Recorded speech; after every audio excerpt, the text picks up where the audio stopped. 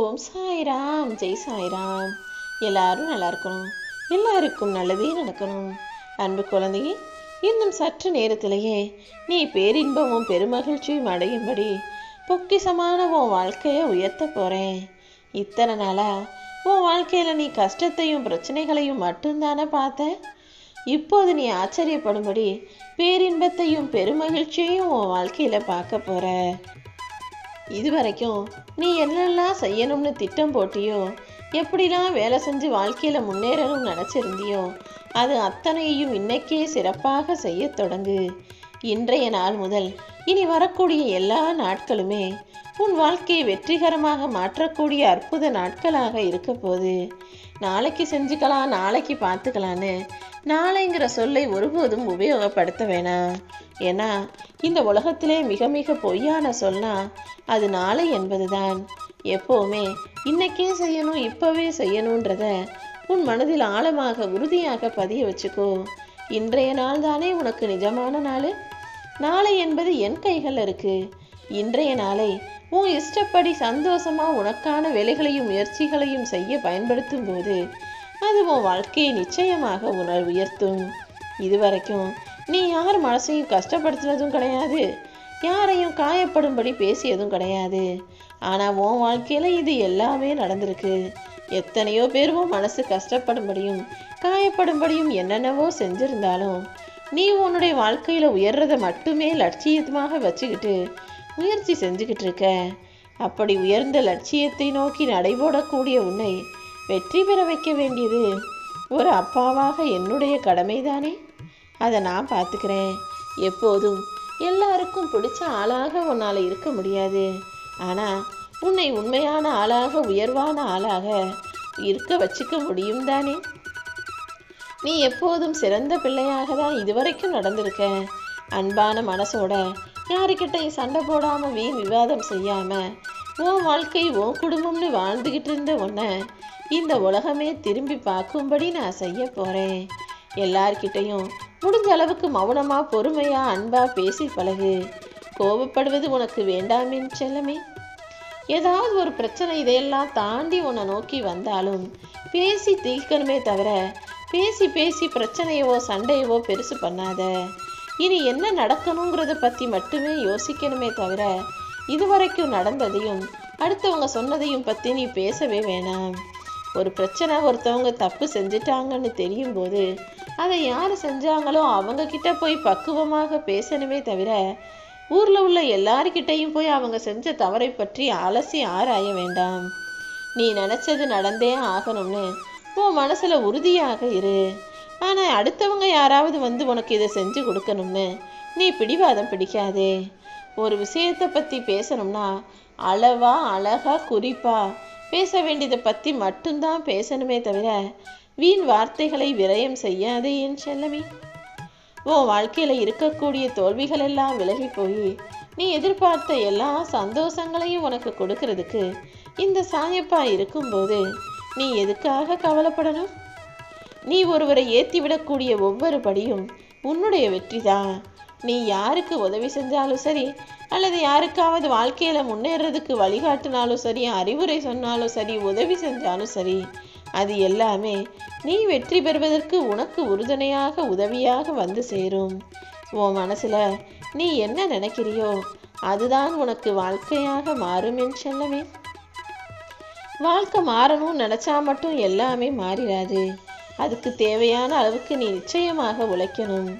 வாழ்க்கையில் தேடிக்கிட்டே வாழாம அது வேணும் இது வேணும்னு எதிர்பார்த்துக்கிட்டே வாழாம வாழ்ந்துக்கிட்டே உனக்கு தேவையானதை தேடு.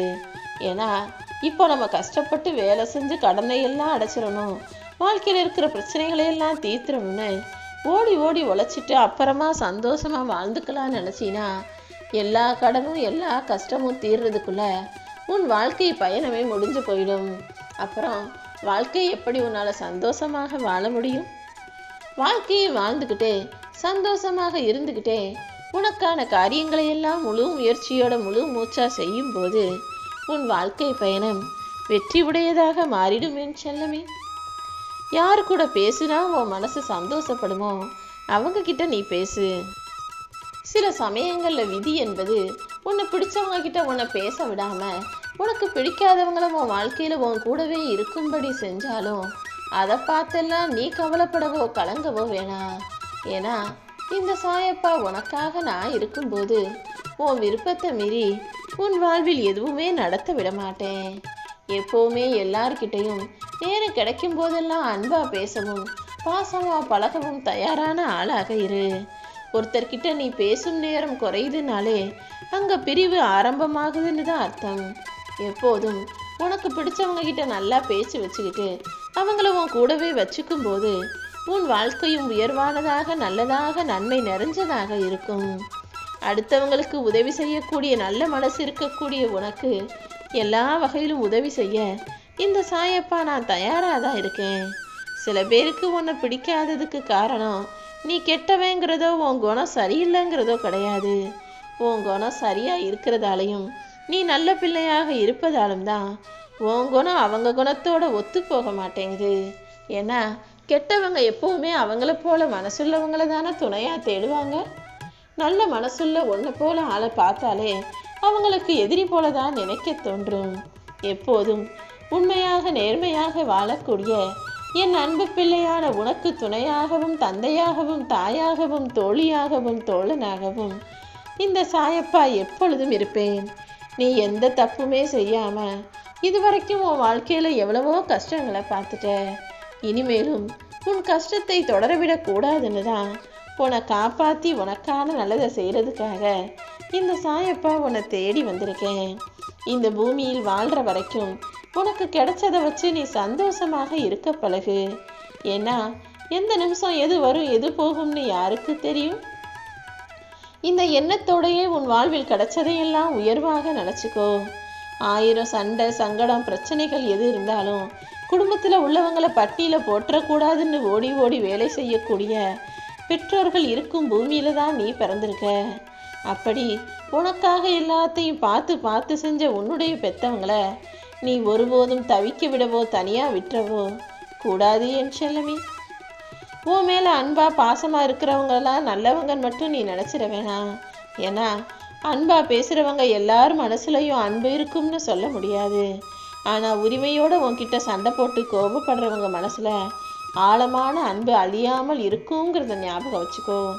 அமைதியா இருக்கிறவங்கெல்லாம் நல்லவங்களும் கிடையாது, கோபப்பட்டு கத்துறவங்கெல்லாம் கெட்டவங்களும் கிடையாது. நீ நல்லா இருக்கணும், உன் வாழ்க்கை நல்லா இருக்கணுன்ற அக்கறையோட கூட அவங்க இப்படி நடந்துக்கலாங்கிறத புரிஞ்சுக்கோ. உனக்கு கிடைச்ச வாழ்க்கை கூட இந்த பூமியில பல பேருக்கு கிடைக்காம வாழ்றாங்க. அதை புரிஞ்சுக்கிட்டு உன் வாழ்க்கைக்காக நீ எப்போதும் நன்றி சொல்ல தயாராக இரு. நீ கலங்கி நிற்கும்போது இந்த சாயப்பா என்னால் நேரில் வர முடியலைனாலும் நல்ல குணம் கொண்ட ஒருவரை உனக்காக அனுப்பி வைப்பேன். அவர் மூலமாக அவர் ஆத்மாவுக்குள்ள நான் இருந்து நீ நினைச்சதையெல்லாம் வெற்றிகரமாக உதவி செஞ்சு உனக்கு முடிச்சு தருவேன். இந்த உலகத்துல எல்லா தவறையும் செய்யக்கூடிய மனிதர்கள் தன்னுடைய பேச்சு திறமையால தன்னை நியாயப்படுத்திக்குவாங்க. அப்படிப்பட்டவர்களிடம் நீ விட்டு கொடுத்து அனுசரித்து போகிறத விட விலகி நிற்கிறது தான் உனக்கும் நல்லது, உன் வாழ்க்கைக்கும் நல்லது. இந்த சாயப்பா நிச்சயமாக உன்னை வெற்றி அடைய செய்வேன்.